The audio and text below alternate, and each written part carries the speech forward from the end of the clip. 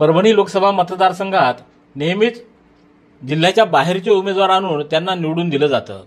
त्यामुळं पात्रता असतानाही भूमिपुत्र मात्र या सत्ता पदापासून दूर राहत आहेत। परिणामी जिल्ह्याचा विकासही होत नाही।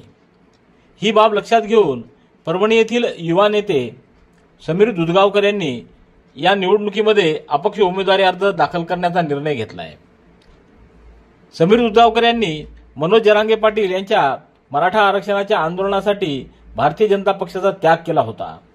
त्यानंतर ते आता उद्या आपला उमेदवारी अर्ज दाखल करणार आहेत। या सर्व बाबत त्यांनी आज पत्रकार परिषद घेत पत्रकारांशी संवाद साधला आहे। या परभणी शहरात असो किंवा विकासाच्या बाबतीत पिछाडीवर पडलेल्या परभणी जिल्ह्यासाठी असो, भूमिपुत्रांवर अन्याय होत आहे हे सर्वच लोकांना जाण आहे। बाहेरचे उमेदवार थोपले जात आहेत आणि त्याचा परिणाम दिसतोच आहे की सगळे प्रश्न तसेच प्रलंबित आहेत, सुटत नाही आहेत। या माध्यमातून मराठा युवक असो किंवा मुस्लिम युवक असो, अनेक शिकलेले व्यक्तींनी मागच्या कित्येक वर्षांच्या माझ्या परभणीकरांसोबतच्या आलेल्या संबंधांमध्ये व्यक्त केलेली भावना होती की इथे आपण काहीतरी केलं पाहिजे, बदल झाले पाहिजे।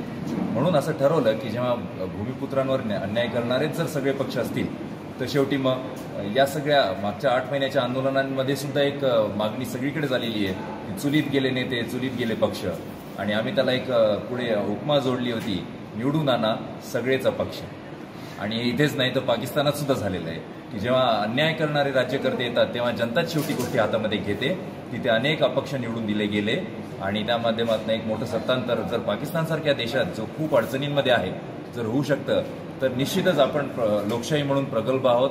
परभणी काय, महाराष्ट्र काय, देश काय, तर आम्ही आमची सर्व वयस्कर व्यक्तींच्या सर्वांच्या आशीर्वादाने मी समीर गणेशराव दुधगावकर अपक्ष उमेदवारी दाखल करत आहे।